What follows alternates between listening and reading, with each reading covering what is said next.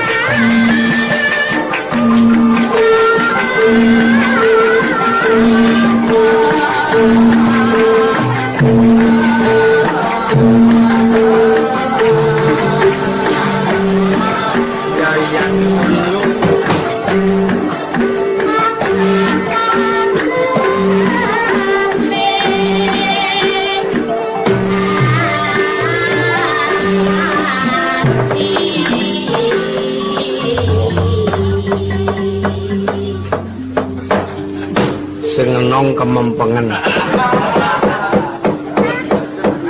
kain batin bungae ra jamak wah seneng banget yaene kok Petruk andang metu mending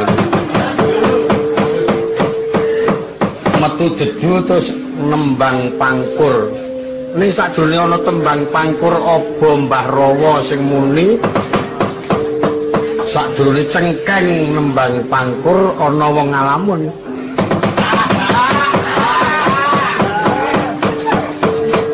wujute nganti tiba karepe dhewe mergo nuwaki tembang pangkur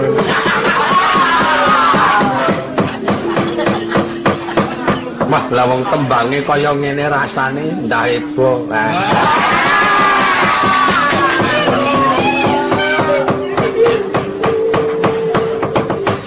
tembung pangkur kuwi janjane singkatan panyingkur. Mula ing atase tembang kuwi nek ditembungake tumrap pangulang batin klebu candra. Pangkur panyingkur tegese nyingkura marang laku Durjana kiwakna kanistanmu nanging ajanana kautamanmu. Turming tembang pangkur nek donceki jan ketok mridi. Dan kaya dene ngenehi pitutur temenan tur ing atase mung pangkur. Gek isining pangkur ya tembunge mingkar mingkur ing angkara. Tegese mingkar mingkur ki pokoke iki rada jlingusan nek kon melu tumrap lagu ning angkara.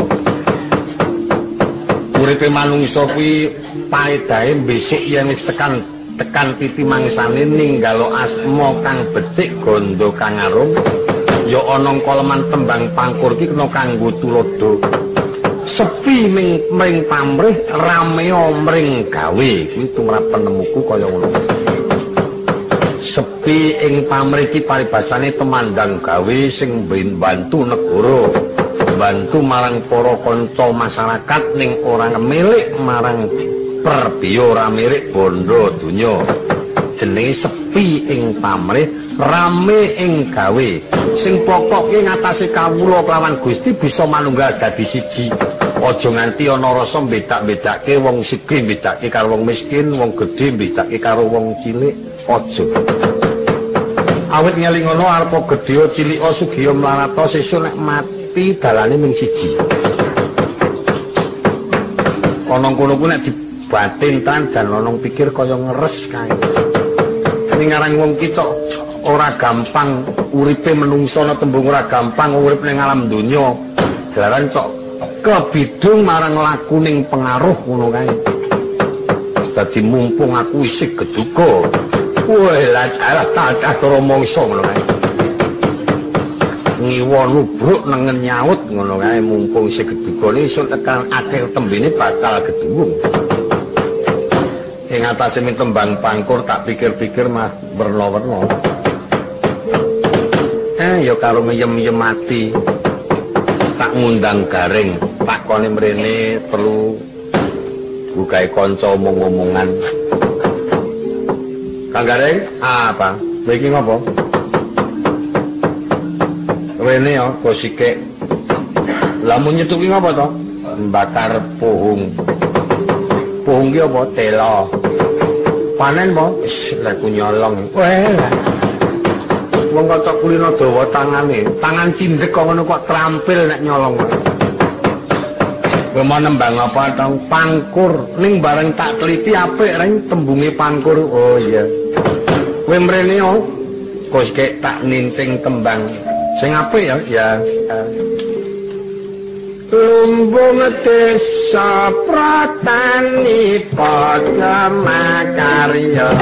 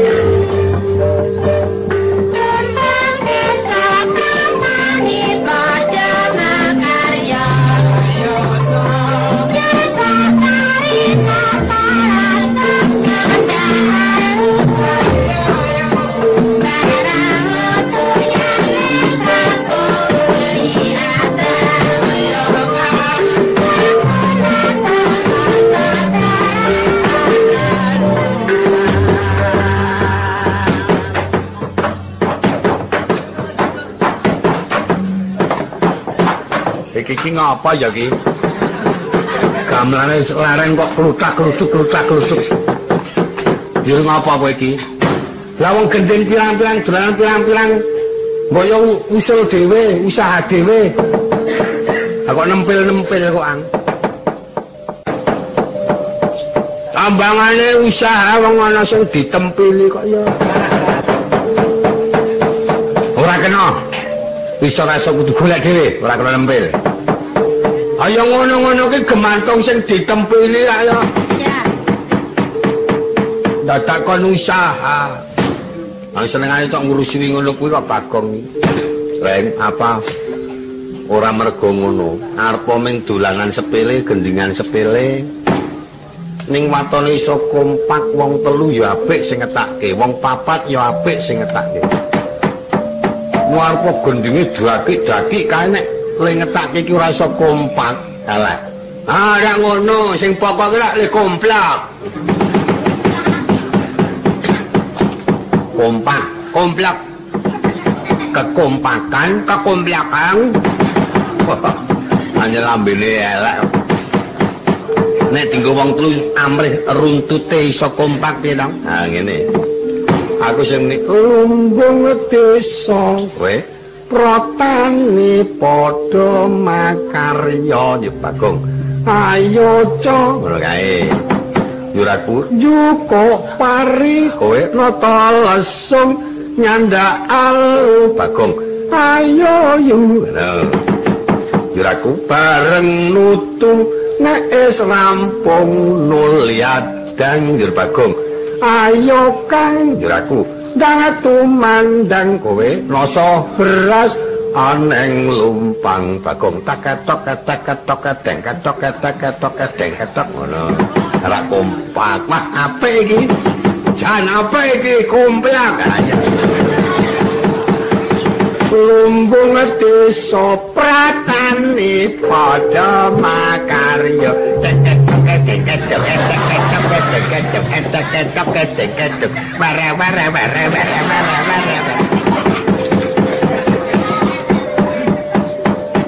kuwi mengko kari dhewe wer wong kari dhewe trojol-trojolke oh iki mau urung tekan mangsane Tru urung sikil dhewe muni piye ayo co ayo yu ayo Kang oh yo co yu Kang wis komplak lumbung desa pratane padha makarya ayo cok yukam cek jian lu kere iki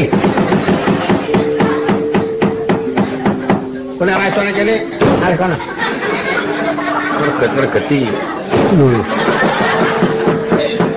aku wanine karo aku kaya musume deken-dekenan kok men kang gareng pirkit ya ora disemprit kok aku ya nendang dengkulmu nang kono dhisik nang kono dhisik oh iya penake truk wis ana ndi dhisik le nembang oh ora omong-omong ayo cok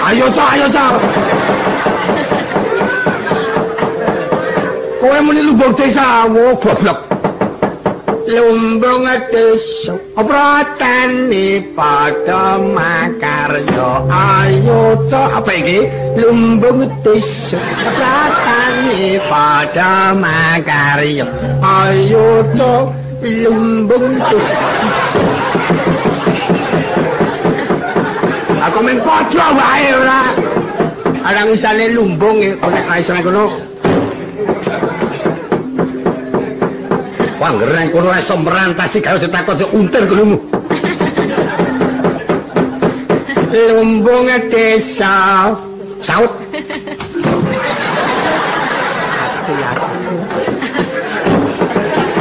Sing disaut ki tembange. Wah, jan judeg kemenanan. Anggo ki goblokmu ngetek ora. Lumbung desa protani. Pratani pada makarya ayo cok joko pari tuturi nata lesung nyandaan nata lesung nyanda halo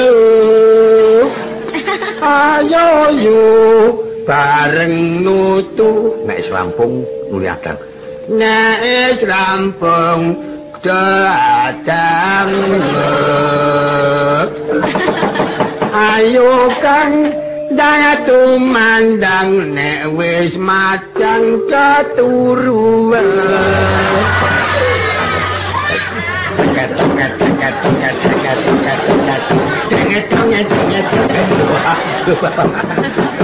wong loro dikamplengi kabeh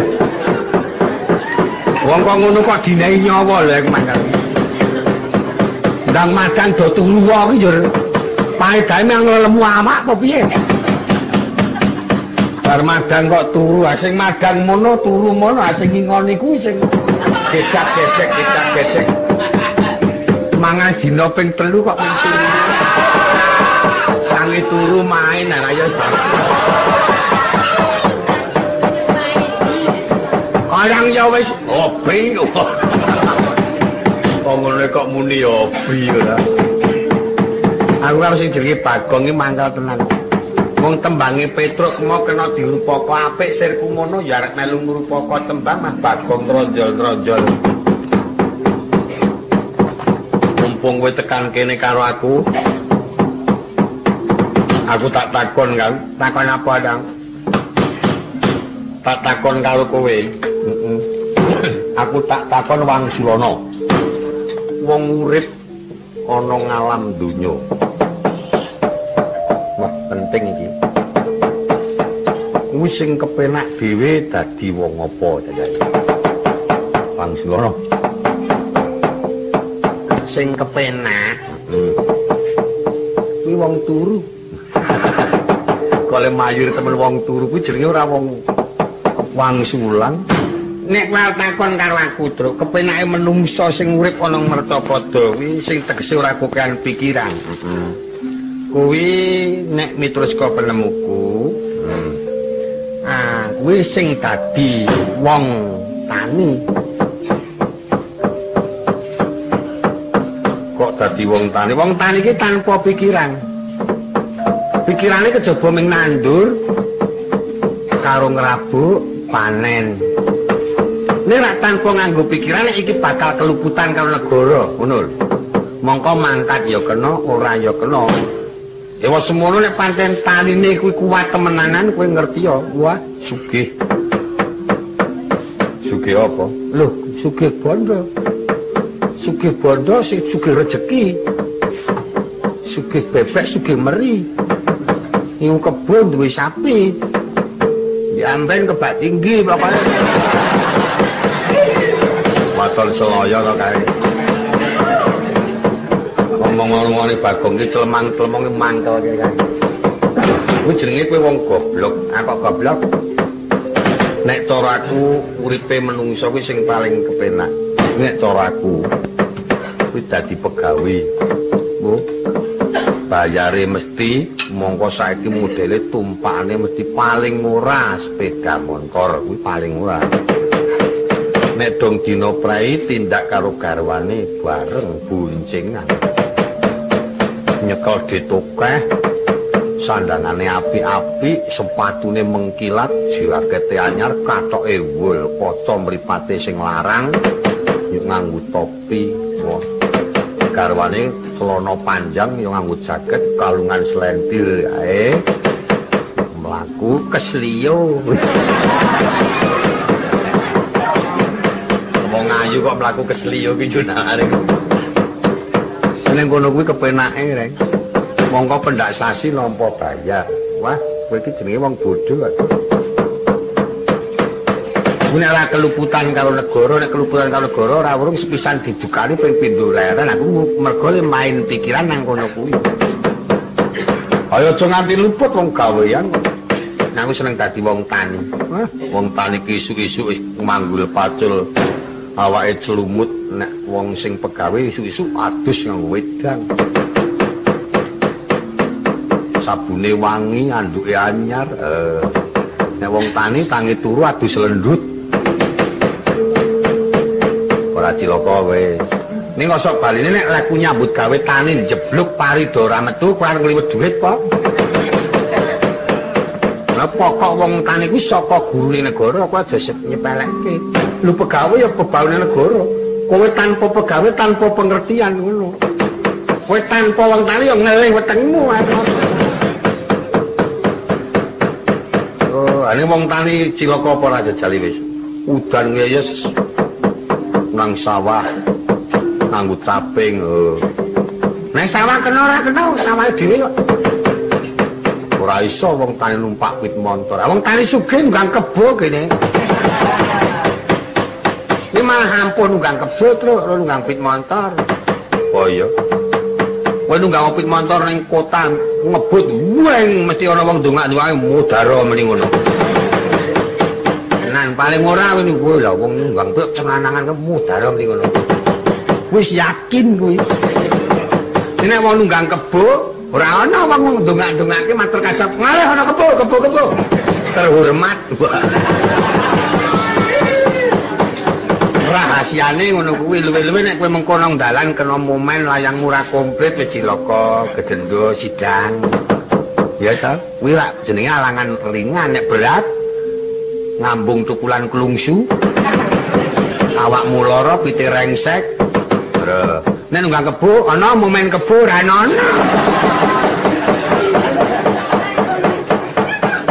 Ora jelek, belah iwake enak nek montor belah iso mangan mesi kowe.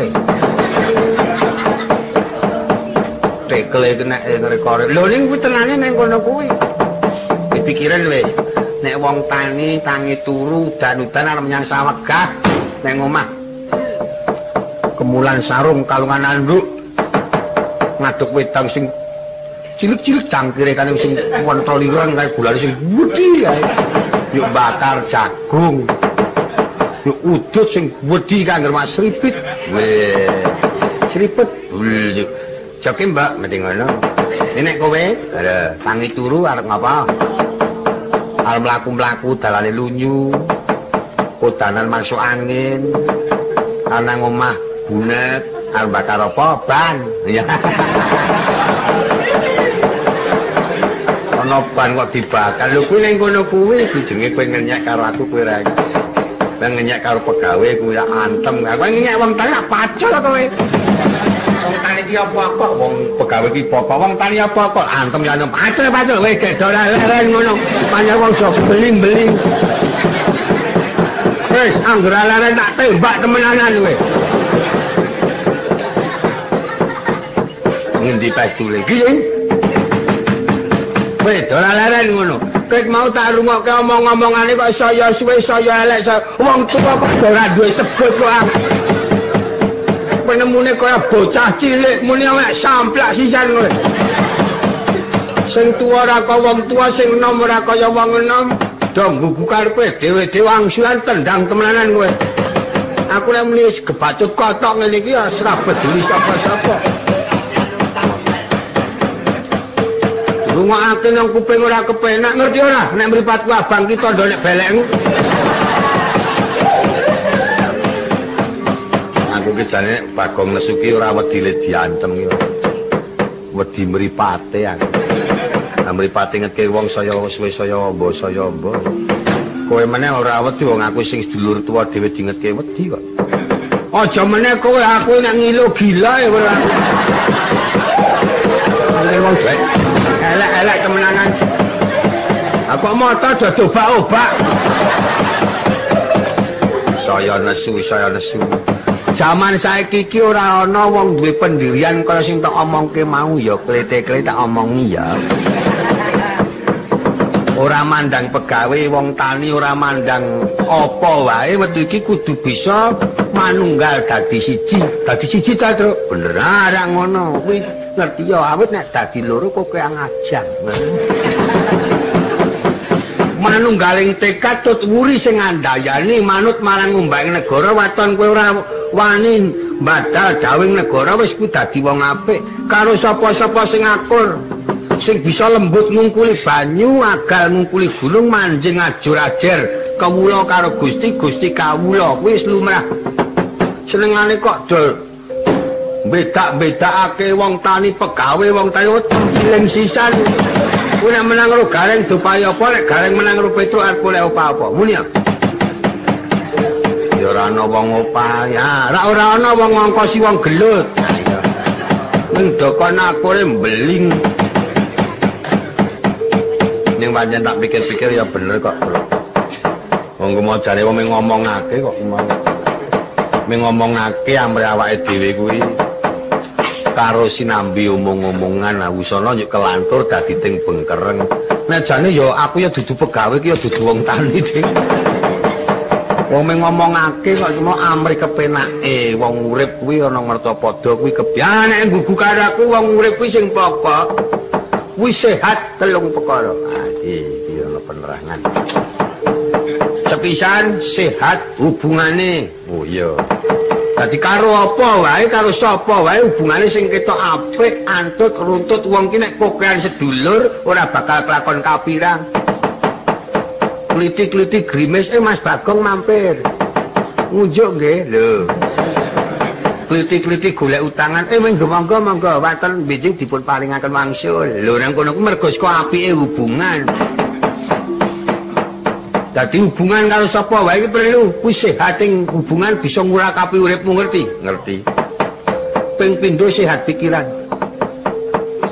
pikirane sehat kuwi bisa uga kowe ora bakal kelakon kapiran uripmu anak bojomu lan keluargamu kabeh mergo saka sehating pikiran nyekolake anak ya bayarane iso ajet anake pinter bisa ditindakake nyambut gawe mergo saka sehating pikiran sehating awak ya kudune berobat saben dina kontrol awake kuwi aja nganti kena memolo awit nek awake sehat ora di sawah ora di gawean nang stan plat nggake goli siji selawe kilo kuwi nek dipikir ana kono kuwi rek nek sehat awake mulane tembung sehat telung perkara ya sing pokok kuwi hubungan dadi hubungan ku ora mandang wong cilik lan wong gedhe ora mandang golongan awit isine saiki ora ana duweni rasa serik-serik atine iki ora ana sing antut rukun runtut ngangkat tata katentremaning negara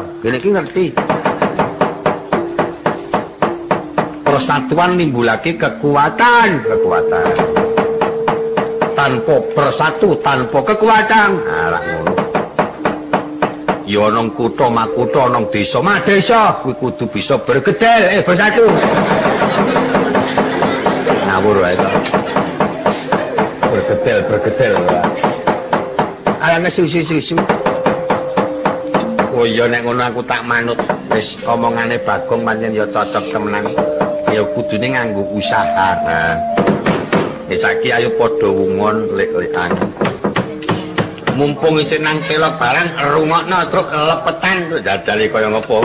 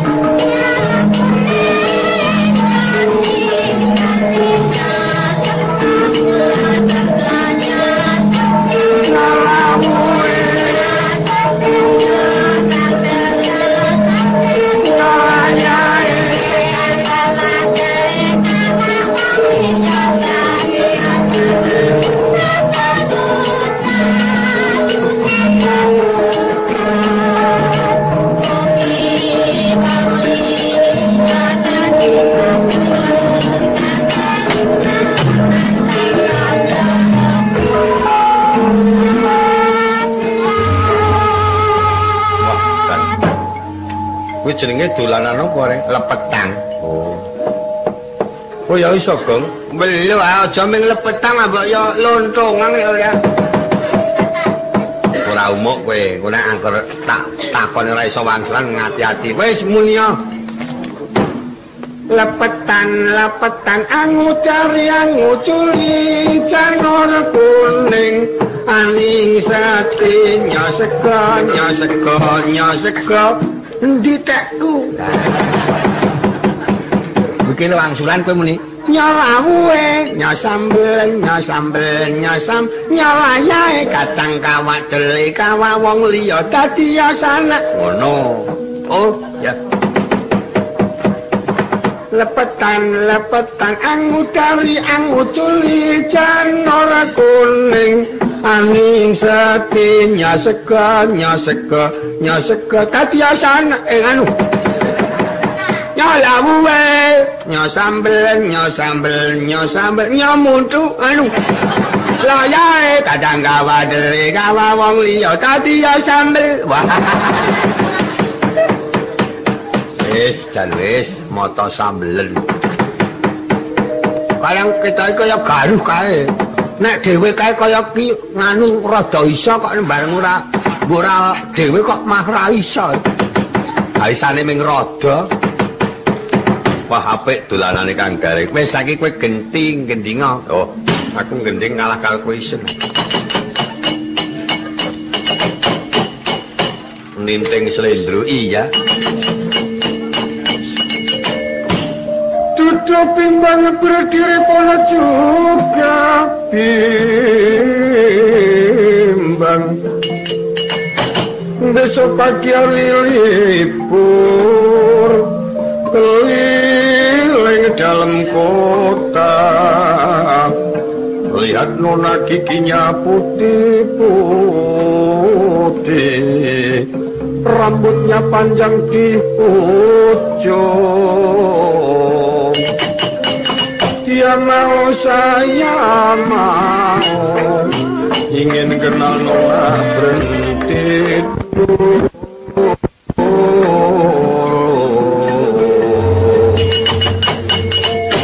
yang piyong nyoputune mongen piyong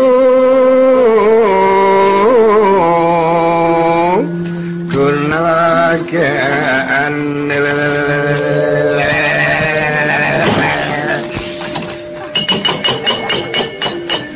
njuk nalare nek wong kok dibrusuke aku mung mangkal suaramu kuwi ketangi wong kejepit kon tangi wis ameng muni gonagane kok nek pikir kok mak tatap ngono lho Tur Petro ki tembange sepele anggem biyong. Aku nek kowe jenenge kowe kurang pengalaman. Nek sing wis kulino pengalaman tuwa, tembung yung biyung kuwi jane mengku wigati.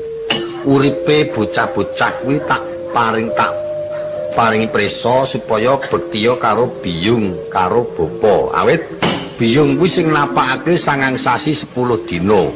Wajib nguripi, ngombeni, ngeloni. Nek bapa wajib ngayomi, nitisake ngayomi lan mimpin. Lho ngono iki bedane. Mula sambate bocah iki nek lara sing disambati dhisik dhewe timbok. Aduh biyung. Kesandung yo aduh biyung mesti ngene lho. Ndak tahu krungu sandung. Aduh bapak ora wangun. Oh iya ya anjut ana ngelmu. Bapa kuwi ngakoso, biyung kuwi bumi. Ngakoso wajib ngayomi ngiyupi, nek bumi wajib ngombeni makani sesuk nek kowe mati ngeloni. Oh iya lha iki simbok kae bapak. Mula nek karo bumi sing ati-ati sing gemati nek iso ki duit-duit nggo tuku bumi aja adol bumi nggo tuku pit montor. Sing tak pikir-pikir kok bener.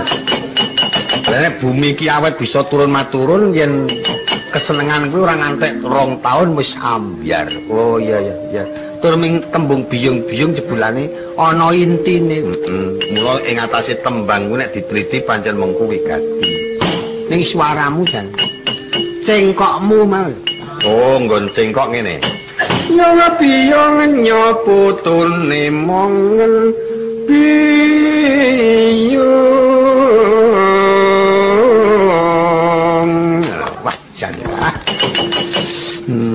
Yang mana kaya kucing kepidak suara ki lek empuk kuwi kudune suara lambe ciut ning jewewek kuwi suara empuk yang lagi yang api ya nyaputum mangil piyo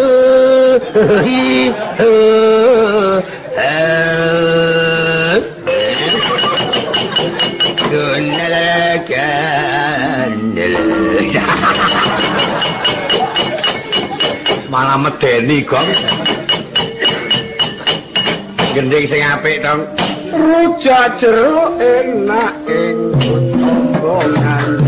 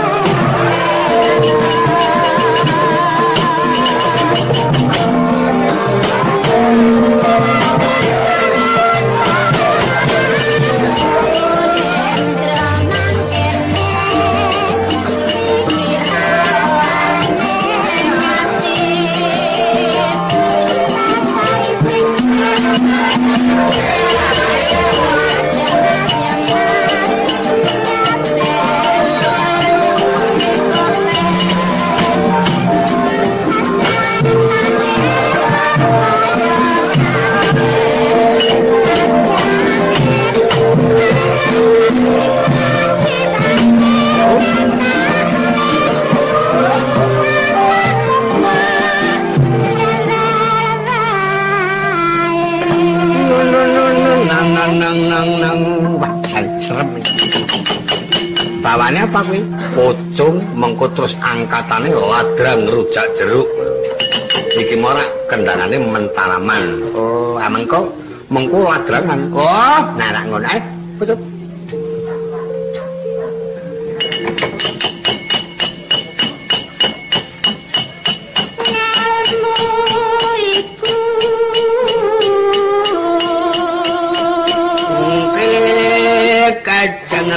Mai ma. Urus wi. Iki dipocong nyamat kok nganggo bungkil iki rak ya.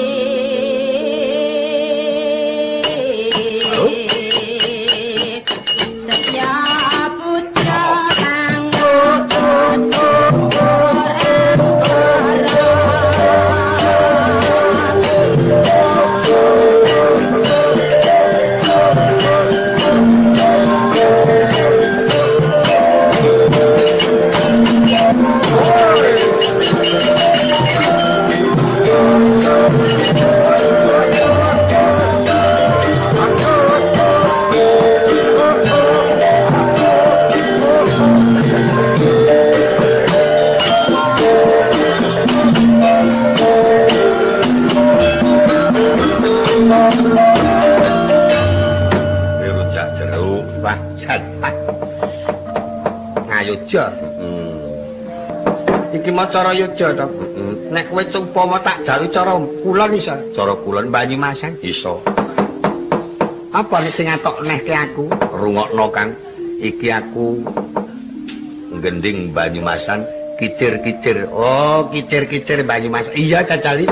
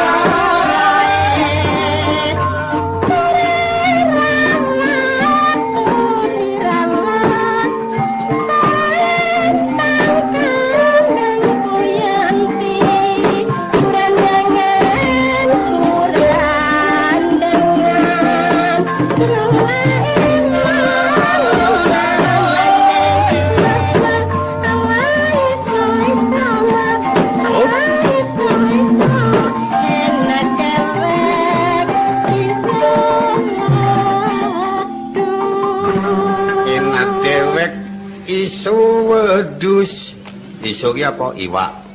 Nek cara Banyumasan enak dewek, isu wedhus ki enak dhewe iwak wedhus. Ayo kowe meng karek wedhuse ati bumbu apa? Isu wedhus dibumbu gulai. Ayo. Isu wedhus dibumbu gulai.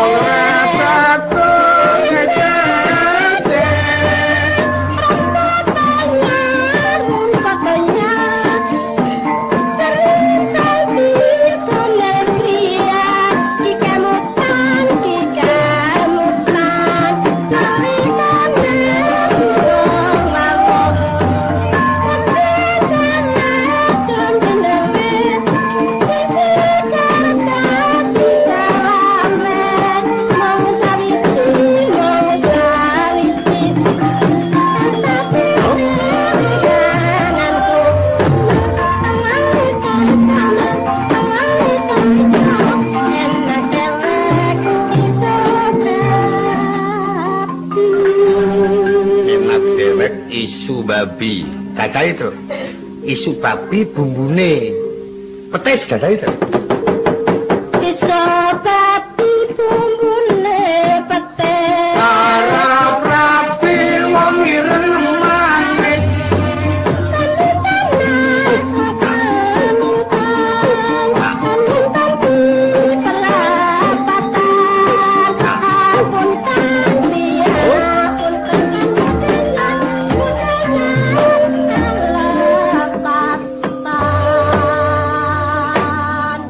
Dene kok kowe iki cok belayangan tekan Banyumas bareng. Kowe nek aku ki nek lumrah angger kutha wis tau tak leboni. Kowe saka kulon dhewe nganti tekan kowe tuan dhewe. Aku wis tau mlebu ragetan ping pindho, ping 3, ping 4, ping 5. Oh, mulane cara Banyumasan iso, cara Jawa Timuran ya iso rada kulino.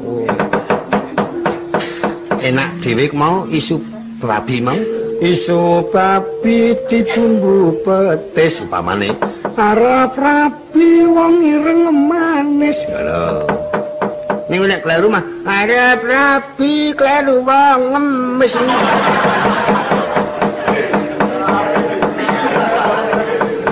pahit jajali Tru apa ina dewek isu kebo jajali Tru bumbune apa? Isu kebo bumbune wayu duwe bojo milih sing ayu ning tur oleh wong bisu. Sembane wong elek kok kowe. Enak dewek isu ula. Isu ula bumbune pecel ning ulane njuk delosor lunga. Apa ketemu nalar nek ula urip kok dibumboni kuwi. Wong nek wandane kok wedhus ora.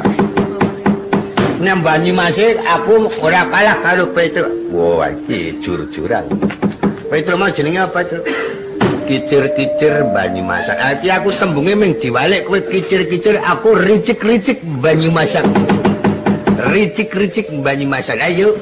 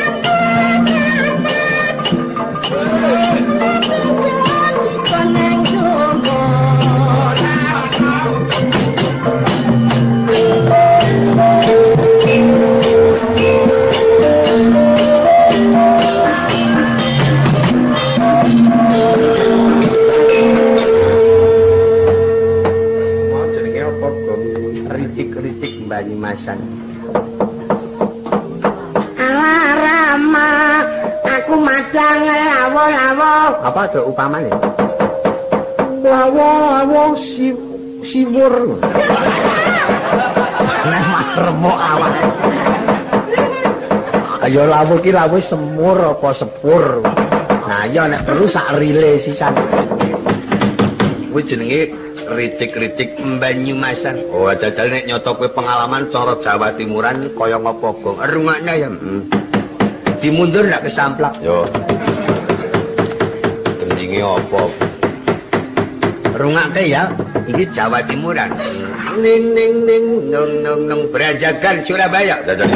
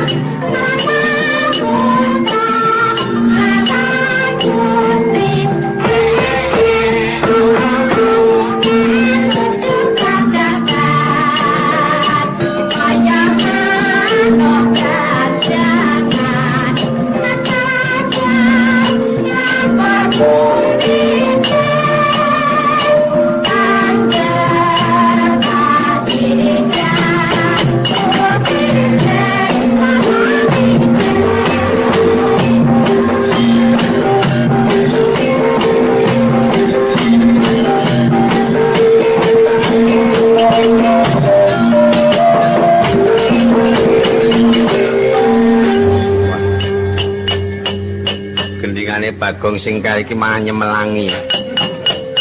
Kok nyemelangi ngengetke naka prapajar buyer pendelengane. Ora kaya wong juget lek ngarani jan kaya wong kranjingan. Mula jenenge Brajagan Surabaya. Kuwi jogetane jogetan sigrak. Oh iya. Wis gek ora leren ngono. Ayo ora. Ora gerak antem kabeh. Sing marang gojek sing wandane koyo ampal ngurep. Mungkin ora apa-apa kok aku wangsulan kowe ya. Wong sing marai breket mau Bagong kok aku. Lah wong kok ngene dadi gugu. Petro. Sing kurang ajar majune gedhe dhewe. Waduh. Lah wong gareng kok ya aku. Lagi iki mah kowe. Wah, Bagong. Jadi kowe Petro. Wah, iki kowe sing marai iki Semar. Alah iki kowe.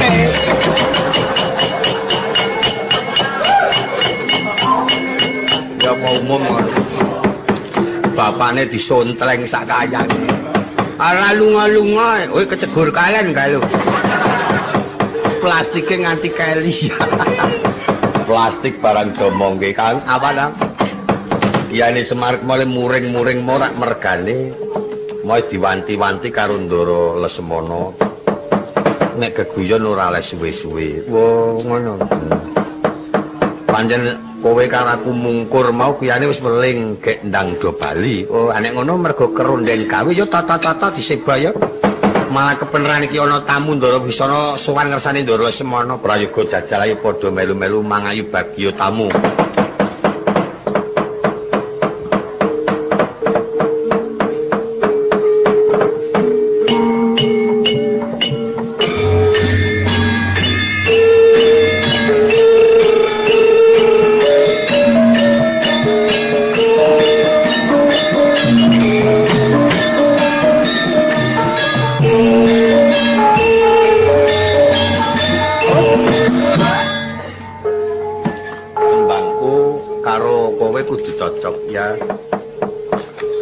ping 3 kembange padha. Oh Bagong ora iso gawe karangan tak antemane. Kembang pring calumpring tiba miring pramuda kabeh tak aturi eling saben bengi mubeng kampung aja nganti ana maling.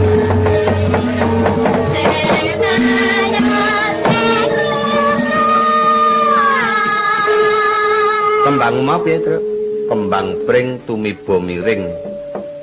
Para muda kabeh tak aturi eling pendak bengi mubeng kampung aja nganti ana maling. Wah iki jenenge nyemangatake perundan. Heeh. Aku ya iso Bajali. Kembang pring padha tak kudune. Ha iya. Calumpring tibane miring. Prawanita kabeh kudu padha eling aja nganti kena coba mengko ndak ndelara koming.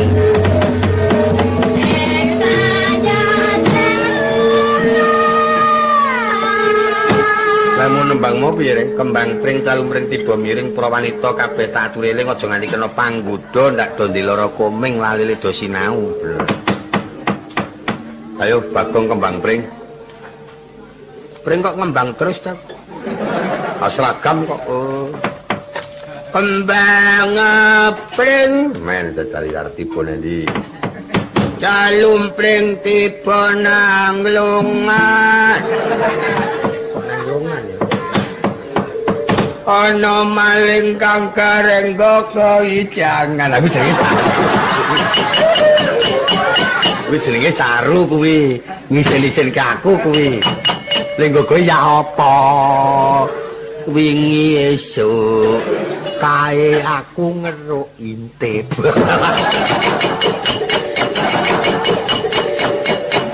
Malah ngaku. Yo sebo. Kaliyane kembang pring ta, ora kembang pring ya kena. Kembang gedang udang-udang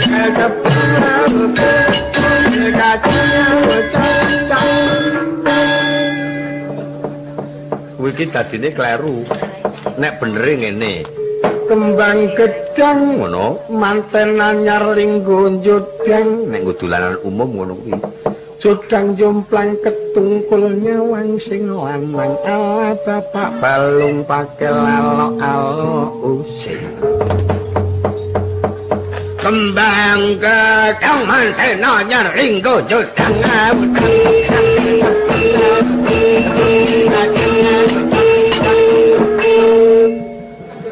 Kungko angger tok teruske dadi Cimantolo aulo.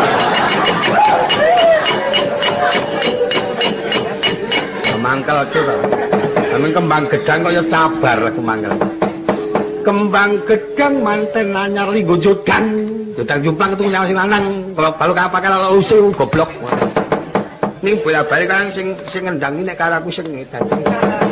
Ben angger nembang jadi tronjol-tronjol bruntuk-tuk bruntuk. Matine jebobrak. Jane swara kali-kali dadi ora kali-kali. Kurang perbolok lembak. Ajak karepmu rasa kendangi wis. Wah. Untung. Kembang gedang manten anyar linggo jodang au. Sing kleru nggon au iki. Tur ming sing kok au ngono ning bubrake kabeh. Kembang gedang manten anyar linggo jodang. Swara langsung ngono. Ora ao ngono ora. Kembang gedang manten anyar linggo langsung. Linggo jodang langsung. Jodang jomplang sing lanang nyawang sing wadon baru. Oh manten nyawang sing lanang. Ala bapak balung pelok. Pakel sing balung pakel alok-alok sing ngono ra balung sing akel-akel alok balung pakel alo-alo sing ayu sing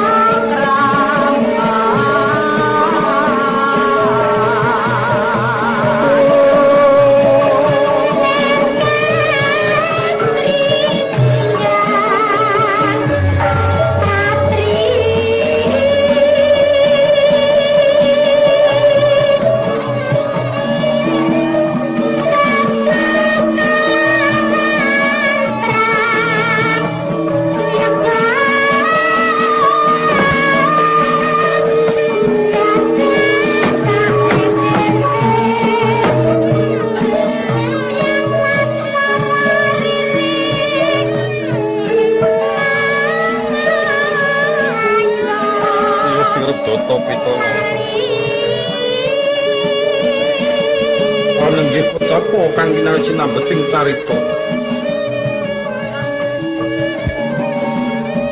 punika warnanira ing kasatriyan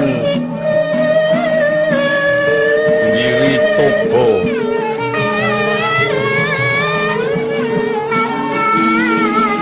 ingkang kondang kasatriyan Giri Toba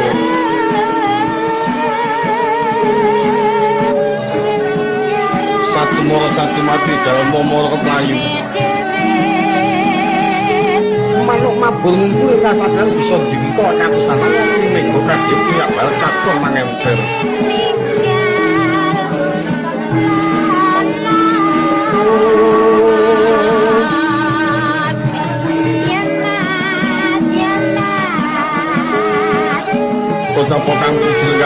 Bali Agung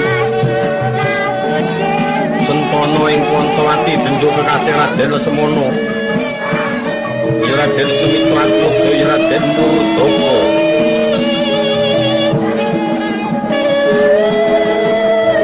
iya Kakang Sentono dasar kula Senopati Agung ing Praja Pancawati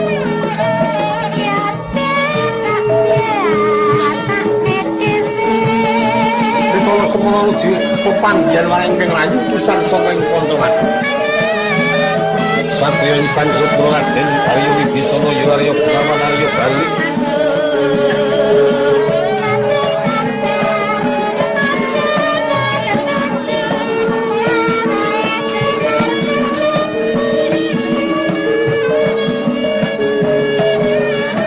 Kota ingkang nuju wonten pasuwanan ingkang abdi Kilora Sumarna Garing Petrus Sumarwana Kumarbagyo Katarito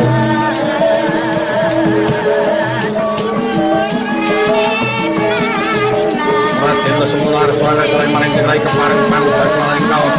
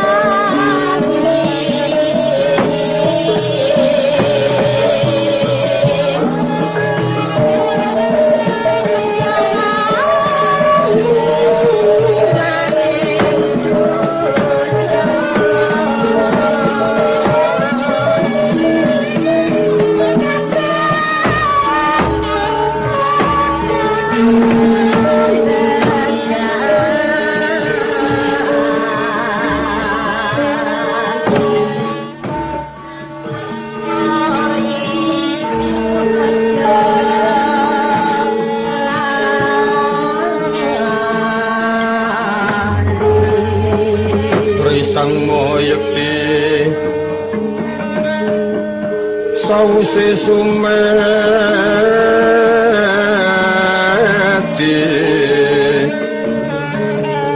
mungging patrabaan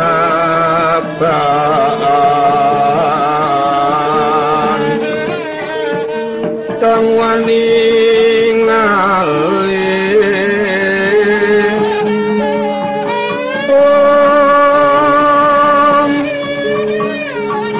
Ciling sasongko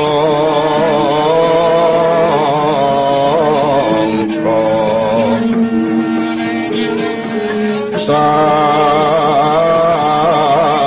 arep ngarti karena ning sasongko